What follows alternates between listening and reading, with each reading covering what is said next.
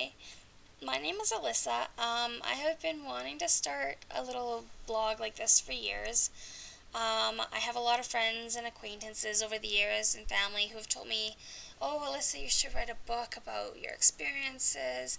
You should do a blog or something. Just share your experiences about becoming sick and disabled with the world. They said that they thought that it might be able to help other people, and if it does, then I'd be very happy.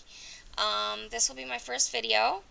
I'm very nervous, but hopefully it turns out okay. So anyways, I wanted to start off by talking about systemic lupus erythematosus. It is a disease that I think needs a lot more awareness. This illness affects a lot of people, but it's not talked about very much. It is commonly known as lupus. I've seen it called the disease of 1,000 faces. It affects 10 times more women than men, and is usually diagnosed between 18 years of age and 45 years of age, but may affect men or children, and people of any age, pretty much. Systemic lupus usually ranges in severity from almost nothing, or maybe just a little bit of the butterfly rash that goes on the face like that, to very extremely severe with life-threatening problems like mine. I think maybe I'll explain a little bit about what lupus is, because I found that a lot of people don't really know what it is. It's a chronic autoimmune disease. It's not contagious, not contagious at all. It means that your body's immune system, its protection people, like its little protection cells, attack your own healthy cells and tissues. Specifically, it can attack your joints, kidneys, skin, lungs, heart, nervous system, etc., etc., etc. The cause is mostly unknown right now. There hasn't been as much funding to find the cure in the past, as much as like other things like breast cancer or AIDS or whatever. I think because it's a disease that you don't hear about a lot. It mimics a lot of other diseases, so it's very hard to diagnose. It's in the same family as MS, multiple sclerosis, type 1 diabetes, scleroderma, and many other autoimmune diseases too. It is treated it has no cure, and so it's the only thing the doctors can really do now is treat us with medications that were made for other illnesses, including, in my case, chemotherapy, anti-rejection drugs, and they treat the symptoms. They have been running studies in the States on the effect of stem cell transplants and have had very positive results from what I've heard. I am on the waiting list to have one. A little scared about that, but I recently met a new friend, and she's the one whose video blog actually inspired me to finally get my butt in gear and make one. She has had a stem cell transplant and kept a blog the whole time, a video blog the whole time, and it's amazing. And now she's considered lupus free, which when you have lupus or a disease with no cure and all of a sudden you're lupus free, that is just amazing. It's very exciting. For me, my story started off when I was just turned 19 in November of 2001. I ended up coughing up blood, and so I went to the hospital, and that was my first of a lot of hospitalizations and trips to the ER over the years. Ended up taking them from November 2001 until October 2003 for the doctors to say, okay, 100% it's lupus. We know it's lupus, 100%. They figured it out, kind of halfway in between, but it's very hard to diagnose lupus. There's 11 criteria, and you have to have, I think 3 or 4 of them to be diagnosed. There's no one specific, blood test that they can say, oh, definitely she has lupus. So during that time, I was very sick, and was misdiagnosed with a lot of other things like anthrax at one point because of the whole November 2001 anthrax scare, leukemia, lymphoma, and at one point they told me it was all in my head because they couldn't figure it out.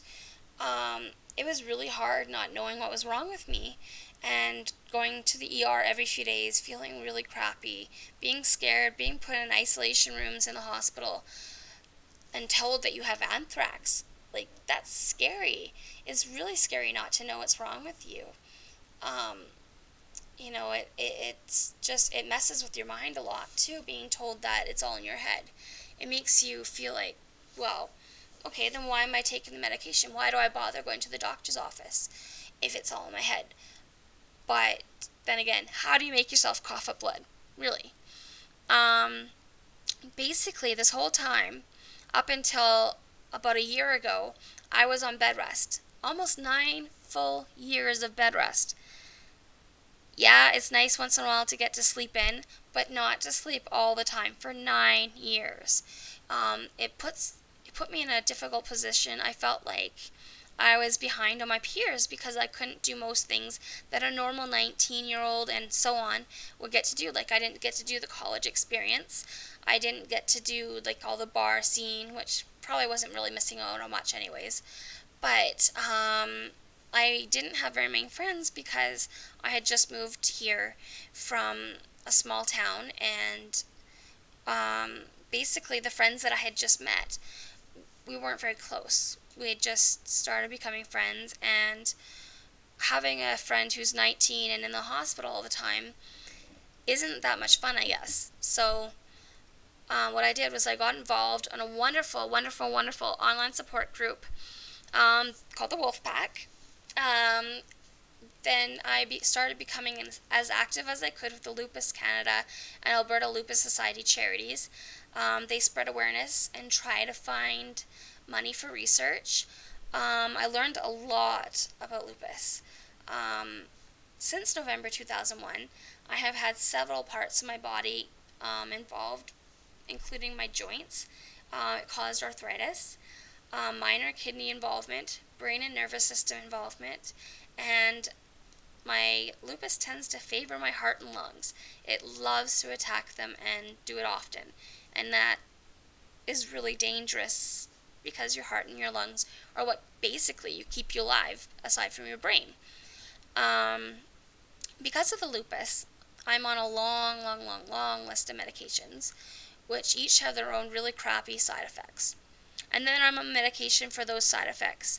And then I'm on medication for those side effects, and so on and so on and so forth. One of the drugs, the worst of which, in my opinion, is the prednisone, the steroids. Because of it, I now have osteoporosis and have had multiple spinal fractures, broken pretty much every rib in my body by doing things like coughing.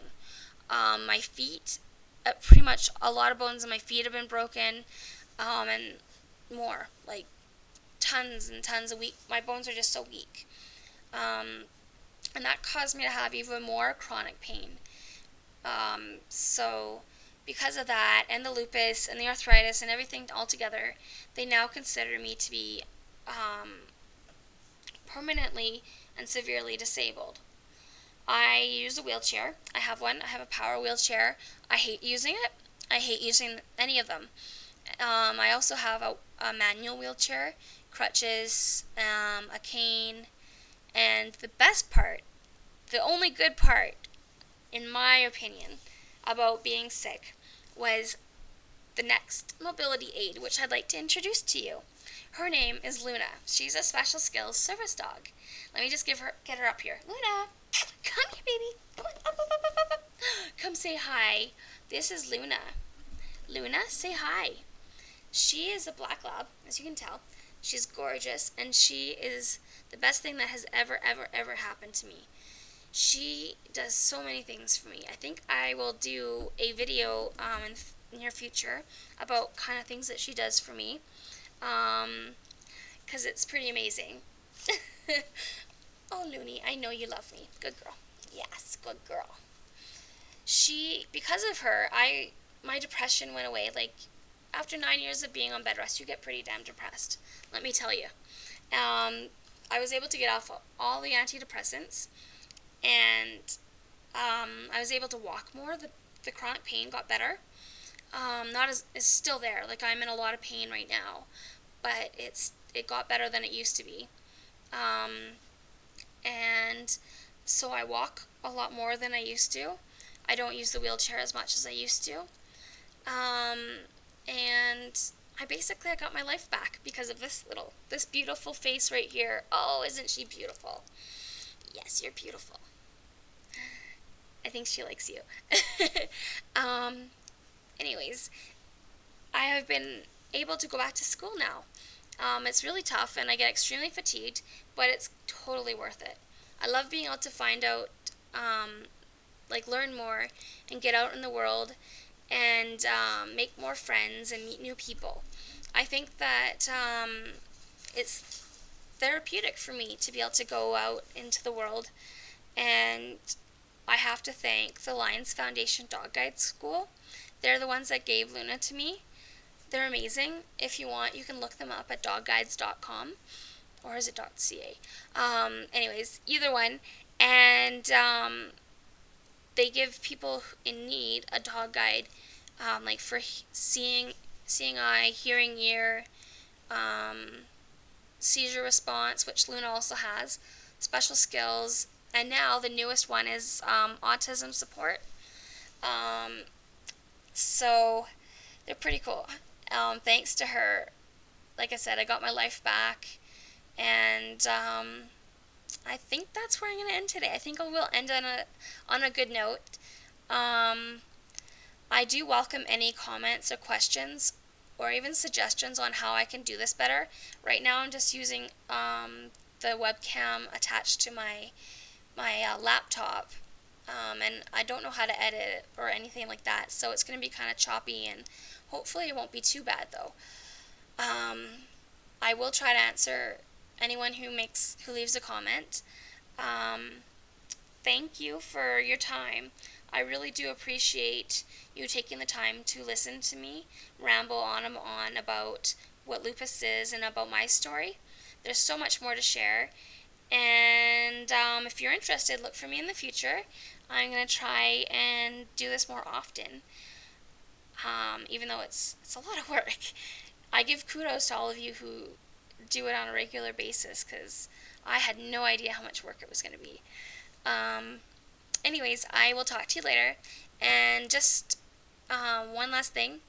May is Lupus Awareness Month, so maybe after all the stuff that you've learned today, you might be able to share and help some more people become more aware of what lupus is. Thank you, and bye!